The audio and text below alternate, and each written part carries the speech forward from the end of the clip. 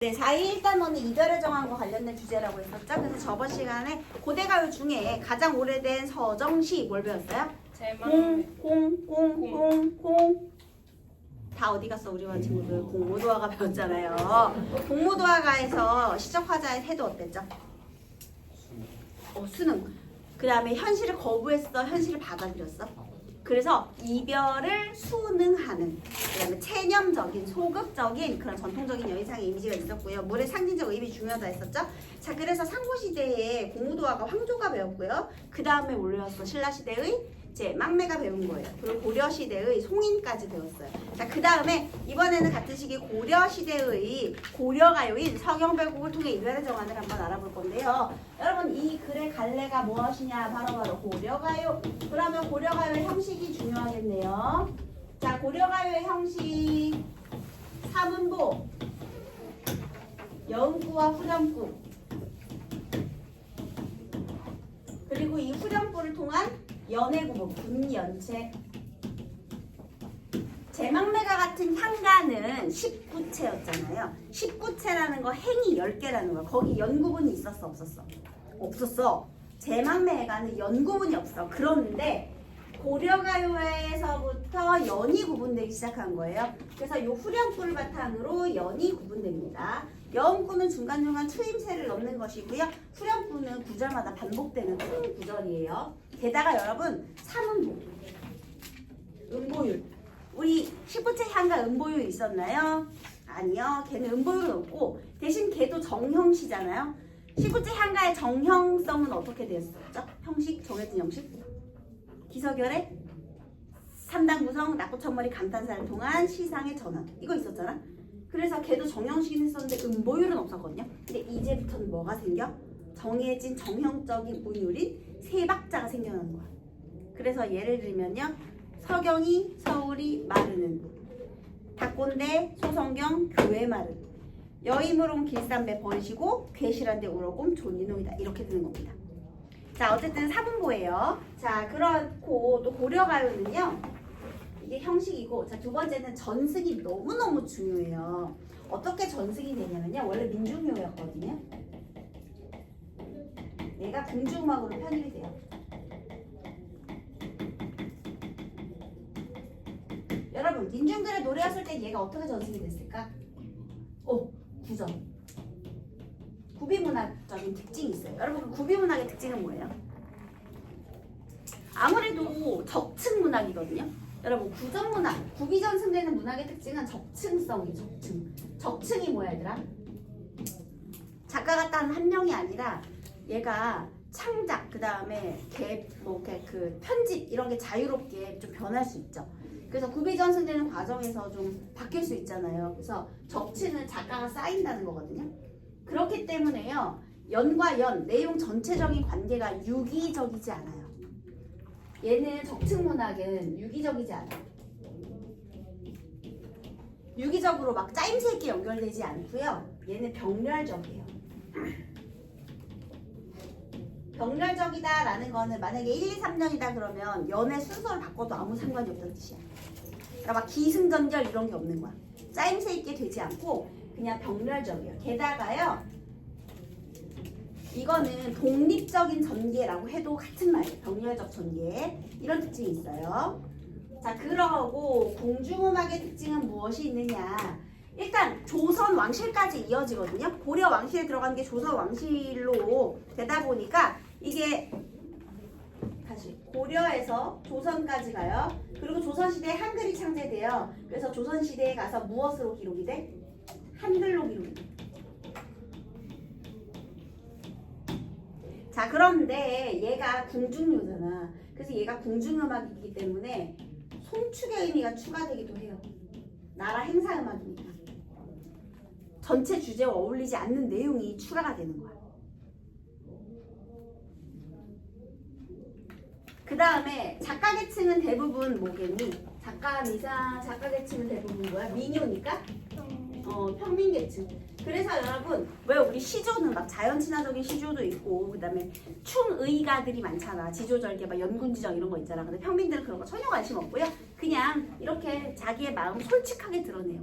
그래서 평민들의 진솔한 정서 표출이다라는 것이 고려가요의 내용이에요. 일단 고려가요에서는 요거 둘이 가장 중요하고요. 자, 그 다음에 총 지금 3년으로 되어 있거든요.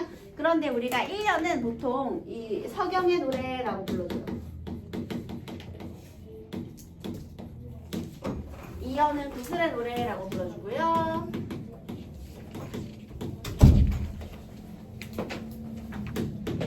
그 다음 세 번째는 대동강의 노래라고 불러줍니다.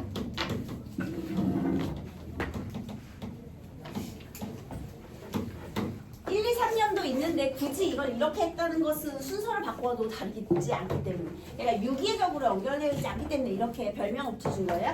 자, 그렇다면 서경의 노래를 보도록 하겠습니다. 근데 여기 너무 이상한 게 많아. 막 아질가, 위 두어렁숑 두어렁숑 달인들이 지금 여기서요 이렇게 되어 있죠. 선생님이 전체 구조를 보려고 이렇게 했거든요. 지금 선생님이 이렇게 했는데요. 자, 여기엔 뭐 써 있어요? 아질 이게 뭘까? 여운구. 여운구. 그리고 위 두어렁청 두어렁청 다림이리에서 위는 뭐게? 감탄사. 두어렁청 두어렁청 다림들이는 아기 소리를 흉내낸 의성어. 자, 그것이 지금 무엇으로 제시되는 거냐면 얘가 후렴구예요. 자, 여운구와 후렴구가 계속 반복이 되고 있어. 그런데 얘는 연의 끝에 반복되는 게 아니라 매 행마다 후렴구가 반복된다는 게 좀 독특하죠.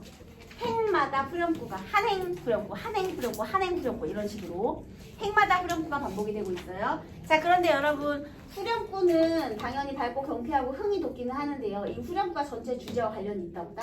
없다. 의미도 없고 주제와 관련도 없고. 그러면 후렴구의 반복을 통해 주제를 강조할 수 있다 없다? 없다. 얘는 흥만 돋아. 그 다음에요 얘를 통해서 의미는 없고 흥은 돋우고요. 그 다음에 지금 행을 구분하죠. 그래서 분연,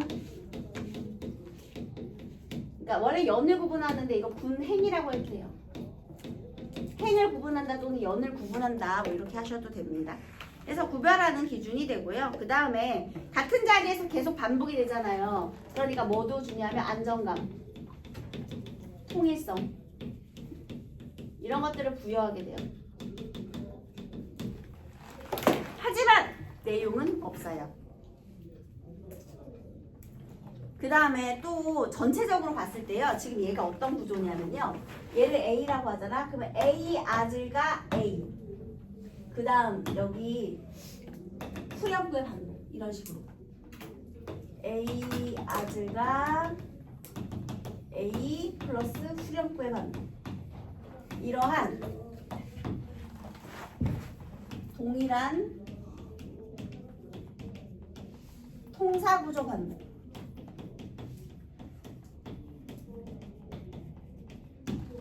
동일한 구조가 반복이 되고 이제 문장의 구조가 비슷하다는 거예요. 전체적인 구조가. 그래서 동일하게 구조가 반복이 되니까 당연히 통일성이 있겠죠. 그래서 일단은 형식적인 면에서는 이런 것들을 볼 수 있고요. 그러면 유사한 구조가 반복되는 이 서경의 노래 한번 보도록 하겠습니다. 서경이 얘들아 여기 뒤에만 보면 되는 거야. 뒤에만.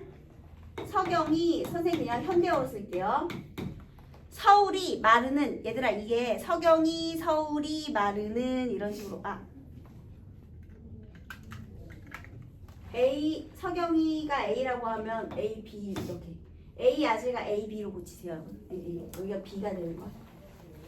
자 그래서 다시 여기서 서경이 서울이 마르는 이거는 현대어로 해석하면 어떻게 되느냐 일단 사문보 확인했죠 여러분? 네. 서경이 서울이 마르는 사문보예요. 그래서 서경이 서울이지만은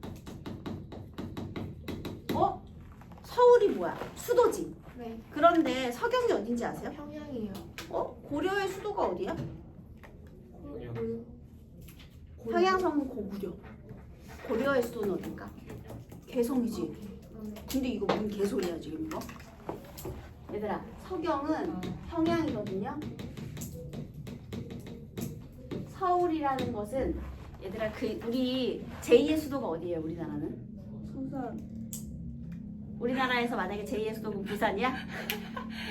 근데 만약에 너네가 경주 사람이야. 그러면 신라의 천년수도 해가지고 너무너무 자랑스럽지 않겠어?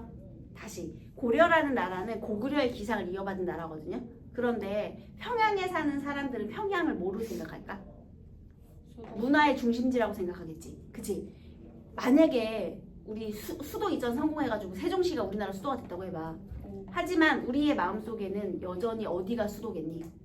서울이 수도라고 생각을 하겠지. 그런 느낌이야. 그러니까 한마디로 굉장히 잘 살고 싶은 도시라는 거예요. 그냥. 그래서요. 서경이 서울이 마르는 그냥 얘는요. 그냥 발전된 도시다. 제2의 서울이라고 불리는 그런 훌륭하게 발달된 도시이지만은 이렇게. 그래서요. 닭꼰대 소성경 교회 말은 서경이 서울이지만은 그 다음에 닭꼰대 얘들아 닦았다라는 것은 두 가지로 해석할 수 있는데요. 내가 몸을 닦았다. 내 몸을 닦은 곳인 이렇게 이거 두 가지로 해석하니까 내 몸을 닦은 곳인 이렇게 하나로 해석하고요. 그 다음에 터가 잘 닦인 곳인 터가 잘 닦인 곳인 두 개가 다 돼요. 글씨를 작게 썼네. 몸을 닦은 곳인 그러니까 내가 태어나서 자고 나란 나의 고향이란 뜻이겠죠. 그 다음 터가 잘 닦였다 발전된 도시란 뜻이겠죠. 살기 좋은 동네란 뜻이겠죠. 이해했어? 그래서 이렇게 두 가지로 닦인 곳 해석할 수 있고요. 그런 곳인 소성경 이것 봐. 작은 서울 제2의 서울 그러니까 소성경 소성경이라는 건 소성경을 교회 말은 얘들아 혹시 괴다가 무슨 뜻이야? 사랑하다. 그래. 그래서 교회 말은 사랑하지만은 이렇게. 자 여기서 서경이 소성경이에요. 똑같은 거. 제2의 수도 평양. 여러분 화자는 지금 자신의 고향인 평양 마음에 들어 안 들어? 들어요. 마음에 들어. 이거 굉장히 중요한 부분이에요. 나 지금 내 고향을 되게 사랑해요. 그래서 삶의 터전에 대한 애정이 있다라는 것이 굉장히 중요해. 삶의 터전에 대한 애정. 자부심이 있어. 그런데 여힘으론 얘들아 여희다라는 건 이별하다라는 뜻이에요. 그럼 여힘으론 이별하기보다는 님과 이별하기보다는 그 다음 여기서 질삼배 이거 완전 중요하거든요. 길쌈하던 배를 버리고서라도 질삼배가 길쌈하던 배예요. 여러분 혹시 길쌈이 뭔지 아세요? 바느질이에요. 배는 천이고 길쌈배가 뭐겠어? 바느질하던 천이겠지. 여기서 굉장히 중요해요. 일단 여기서 이 길쌈하던 배라는 것은요. 화자의 생업 수단이 되고요. 여러분 그럼 화자의 신분마저 알 수 있어요. 화자의 신분은 무엇이었을까요? 평민이요. 평민이지. 바느질하는 여편네니까. 그래서 이 길쌈하던 배를 통해서 시적 화자는 평민 계층의 여인이다라는 걸 확신할 수 있죠. 평민 여자예요. 그 다음에 또 하나 길쌈은 화자의 생업수단이에요. 생업수단. 그런데 그걸 버리고서라도 괴실한데 괴다 아까 사랑하다라고 했으니까요. 사랑해 주신다면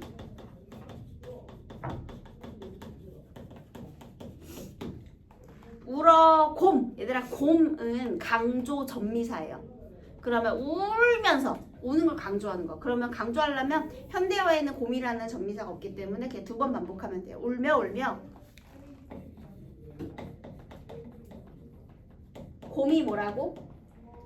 강조의 전미사. 그래서 울면서 얘들아 줬다 따라가다잖아요. 네. 그래서 따르겠습니다.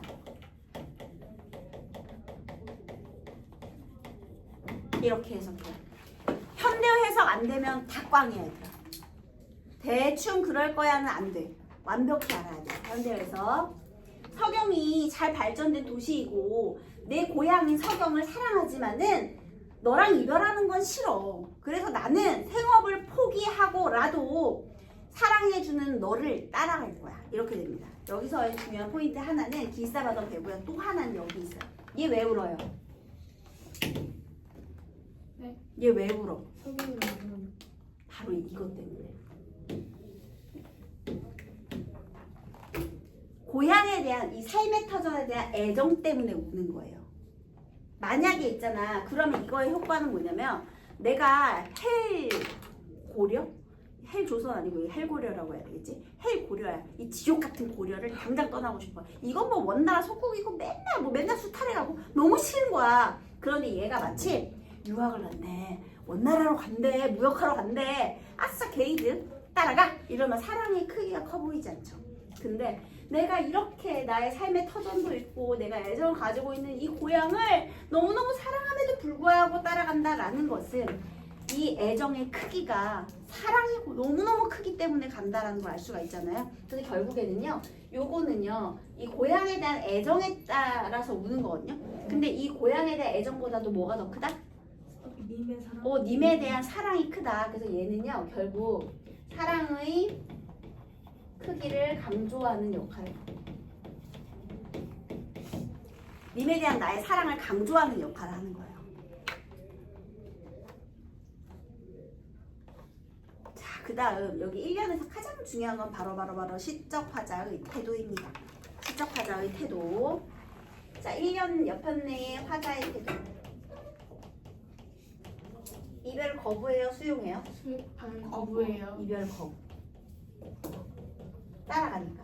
자, 그러면 누구 하고 싶은 대로 해? 내가 하고 싶은 대로 안 해?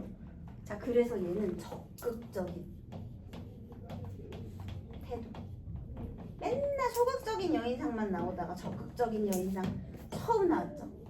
그래서 여러분 서경별곡의 1년은요 항상 시적 화자를 비교할 때 그냥 여기저기 껴서 계속 나와요. 왜냐면 적극적인 여편네가 몇 명 없거든요. 얘가 또 나오고 또 나올 수밖에 없는 이유는 바로 이거예요. 그래서 적극적인 태도, 우리 아까 공무도화가 송님 이런 거 다 소극적이잖아. 근데 처음으로 나온 적극적 여편네예요. 자, 그 다음 두 번째를 보도록 하겠습니다. 이제 나머지 편하게 그 아들과 귀만 편하게 볼게요. 귀만 보면 돼요. 자, 얘는요 구슬이 바위에 지신들. 이거는 구슬이 바위에 지다 떨어진들. 이렇게 해석해요. 그 다음 긴이 끈이에요. 끈인들 그치겠습니까? 끈인들 그치겠습니까? 그러니까 그치겠다는 게 뭐야? 끊어지겠습니까? 이렇게 해석하면 돼요. 그 다음 즈문이 혹시 숫자 몇인지 아시나요? 즈문 천이에요. 천. 해는 년. 즈문 해를 외우곰. 여러분 외우곰이라는 건 외로이. 천년을 외로이 녀다는 가다예요. 여러분 녀다가 가다. 그러면 살아간들. 이것도 지다니까 떨어지다라고 해석했잖아요. 이것도 가니까 살아가는 거예요. 그래서 천년을 외로이 살아간들. 그 다음에 신. 얘들아 이건 한자인데 무슨 신이게? 매울 신 아니다 얘들아. 믿을. 믿을 신이에요. 그래서 신. 믿음이라고 쓸게요. 믿음인들. 신이죠 신. 얘는 김. 그래서 신인들 믿음인들 그치겠습니까? 여러분 여기 근데 뒤에 뭐가 있어? 나난 이거 있죠? 나나는 뭘까? 이거 대명사 나 조사 나는이에요? 미예요 미? 아니요. 이것도 선생님이 파란색으로 괄호했는데 무엇일까? 영구야. 짜잔이에요. 추임새. 짜잔. 짜잔 이런 거. 이게 악기가요. 나중에 궁중음악이 되면은 거의 깽깽거리는 소리가 우리나라 아쟁 같은 거 생각해봐. 깽깽거리거든요. 그러면 나난 이렇게 돼요. 그래서 이거는 그 영구야. 이거는 뜻 없어 얘들아. 자, 그렇다면 이제 다시 해석해 보겠습니다. 이번에는요, 구슬이 바위에 떨어져요.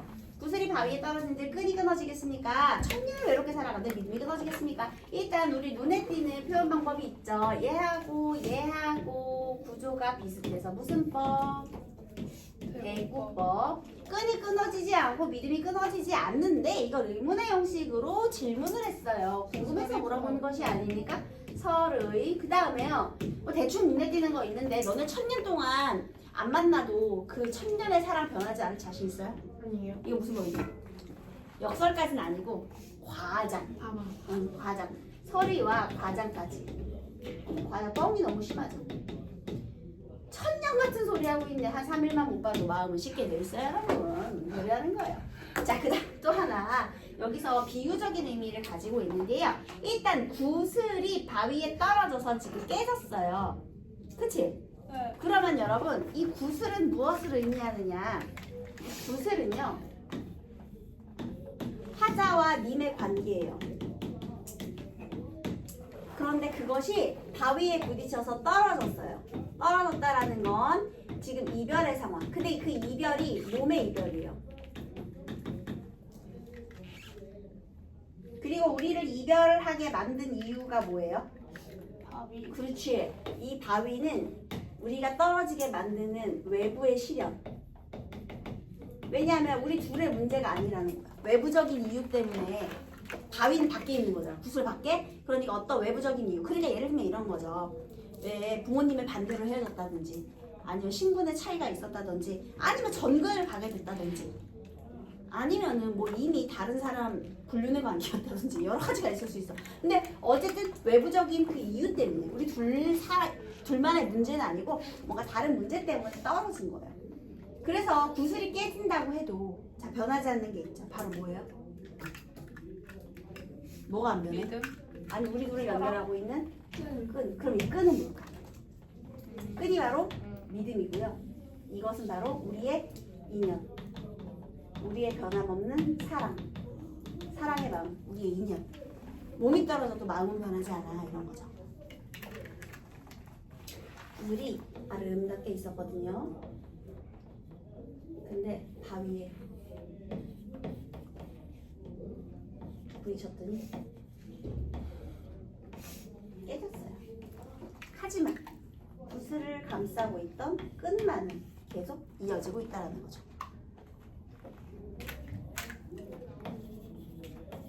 바위에 부딪혀서 깨졌음에도 불구하고 이렇게 마당도 깨져도 이렇게 우리의 인연은 변하지 않는다. 이렇게 되고요. 그 다음에 여러분 여기에 있는 시적 화자의 태도 한번 볼까요? 일단 1년의 여자랑 2년의 여자 같은 여자 같아요? 아니요. 아니지. 여기서 제일 중요한 게 뭔지 아세요? 아까 선생님이 이런 말 했었죠. 이거 구기정 선생님 적통문학이라 병렬전이다. 각 연의 화자는 이질적이에요. 이질적이다가 무슨 뜻이에요? 다르다. 같은 사람 같지가 않아. 그래서 유기적으로 연결되어 있다. 무조건 틀렸어.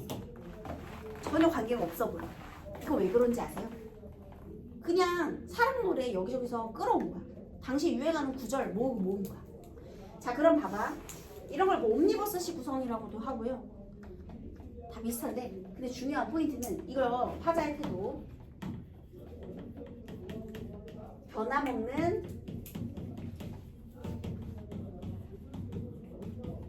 사랑을 강조하는 거죠. 그 다음에 이 옆편에는요 흔들림 없는 사랑에 대한 믿음이 있어요. 이건 두 가지로 해석이 가능한데 얘를 만약에 여자로 보잖아요. 심리학의 단계에 그런 게 있대요. 내가 견딜 수 없는 아주 어려운 일을 만나면요 첫 번째 하는 일이 현실 부정이래요. 그렇지 않아. 그런 일은 있을 수 없어. 절대 아닐 거야. 나 못 헤어져. 이렇게 현실 부정. 그리고 나서 두 번째는요 자기 합리화. 아 그럴 리가 없어. 우리는 떨어져도 이게 헤어지지 않아. 우리의 마음이 변할 리가 없어. 이런 식으로 자기 합리화를 한답니다. 그 다음에 두 번째로 보는 건 얘는 안 돼. 나 못 헤어져. 나 다 버리고 너 쫓아갈래. 여자고요. 아니야. 남자가 달래는 거죠. 우리가 1000년을 떨어져 있어도 우리의 마음은 변하지 않아. 너 그냥 있어. 이렇게 달래는 노래로 보기도 하고요. 하지만 어쨌든 각 연애 화자는 서로 같은 여자 같지가 않아요. 이질적입니다. 여기는 변함없는 영원한 사랑이에요. 여러분 여기서 시험 문제 어떻게 나오느냐면 기역, 이은, 디귿 시적 화자의 태도가 유사한 것은 해갖고 이제 보기 5개를 주는 거야. 그러면 일단 시적 화자의 태도를 먼저 알아야 우리가 고를 수가 있겠지. 자, 얘는 이별을 거부하는 적극적 년. 얘는 뭐예요? 변함없는 믿음을 강조하는 년. 자, 그럼 세 번째는 어떤 년이냐? 얘는 정말 골 때려요. 얘는 골 때려. 자, 볼게요. 이번에는 얘만 좀 형식이 좀 길죠? 네, 다른 건 4줄로 볼 수 있는 얘는 6줄로 봐야 돼요. 자, 여기에 이번에는요, 뭐가 나왔느냐면 대동강이 드디어 나왔어요. 여기 아질과 뒤에만 보면 돼, 얘들아. 아질과 또 똑같이 반복되니까. 자, 대동강 넓은지 몰라서 배를 내어 놓았느냐? 사공아, 네 각시 음란한지 몰라서. 여기서 음란한지 할 수 있고요. 그 다음에 네 각시 또 하나는 강을 넘을지.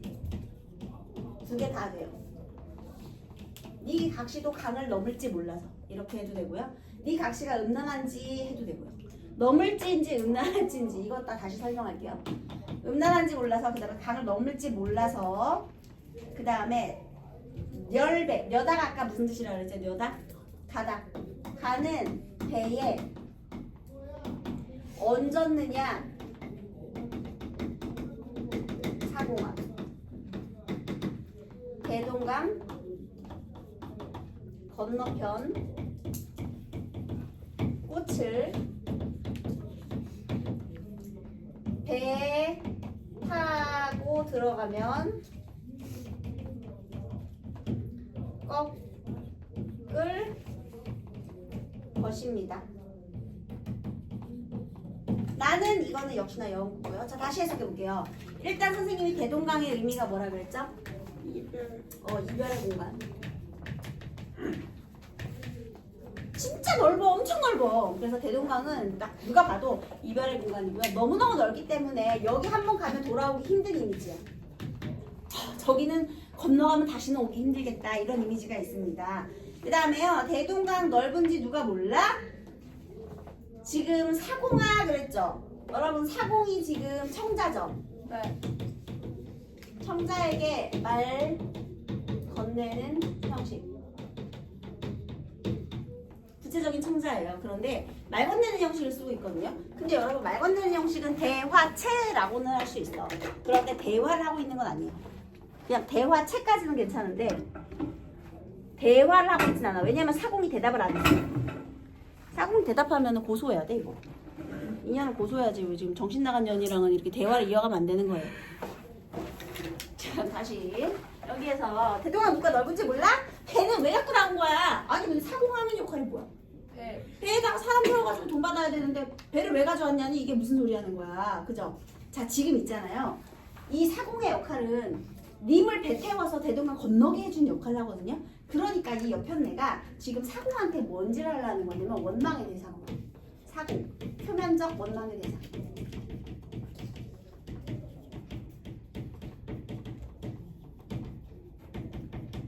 지금 이 님이 환승연애 할 것 같거든요, 여러분. 대동강 건너편 꽃 딴년하고 환승연애를 할 것 같아. 그런데 그 이별의 책임을 누구한테 전가하는 거야? 사공. 그렇지. 책임 전가. 아니, 여기서만 끝났어도 내가 정신 나간 년이라고까지는 안 하려고 했는데 그 뒤에 봐봐. 니각시가 음란한지 몰라서 가는 배에 내 님 태웠니?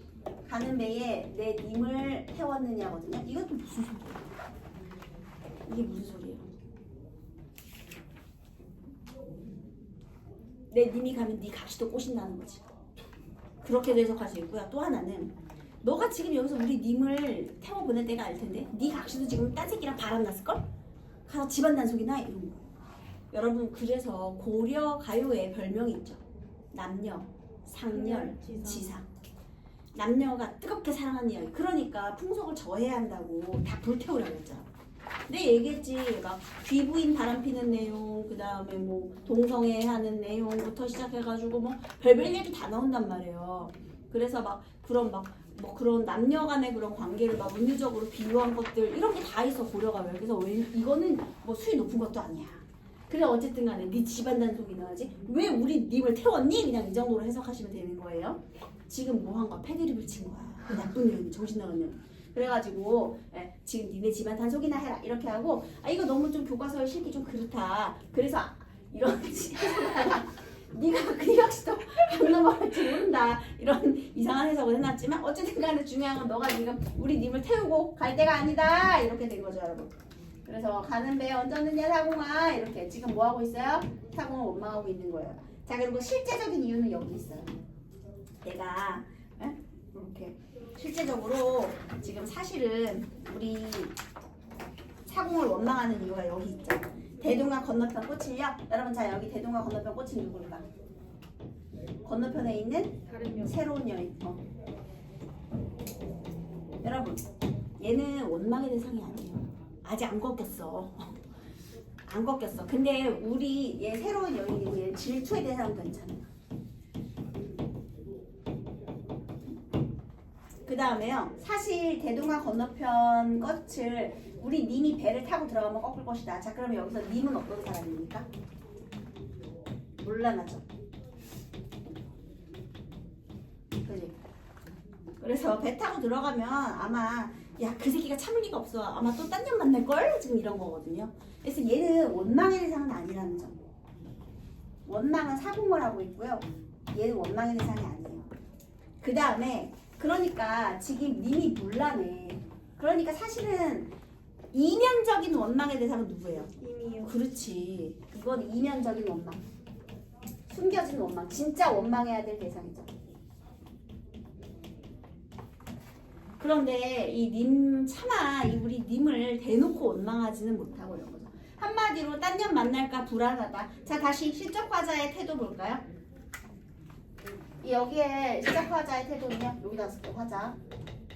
얘는 이별을 믿어 못 믿어. 사랑을 믿어 못 믿어. 못 믿어. 얘는 아까 변함없는 사랑에 대한 믿음이 있었죠. 근데 얘는 사랑을 불안해하고 있죠. 사랑에 대한 불안감. 그 다음에 질투. 이렇게 하고 있죠. 불안해하고 질투하는 여인의 태도가 드러나고 있습니다. 시적 화자의 태도가 셋 다 다르지 얘들아. 네. 셋 다 달라. 그래서 각 연애 태도가 다 달라요. 이질적이요. 네, 그 다음에 여러분 이게 바로 고려가요의 특징인데요. 솔직하지. 나 쫓아갈 거야. 그 다음에 아니야 이건 좀 달래고요. 그 다음에 여기에서 또 아니야 불안해 막 이런 모습이 있고요. 자 그 다음에 이게 진솔한 정서 표현 이게 특징이에요. 그런데 또 하나 또 중요한 게 있어요. 여러분 요 놈 있죠? 서경발곡의 이연은요.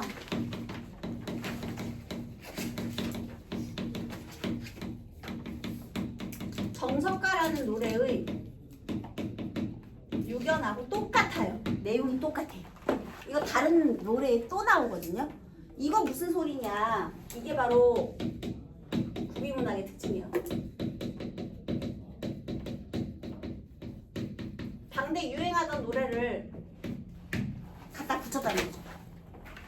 당대 유행하는 구절이니까 갖다 붙인 거예요. 이해됐나요?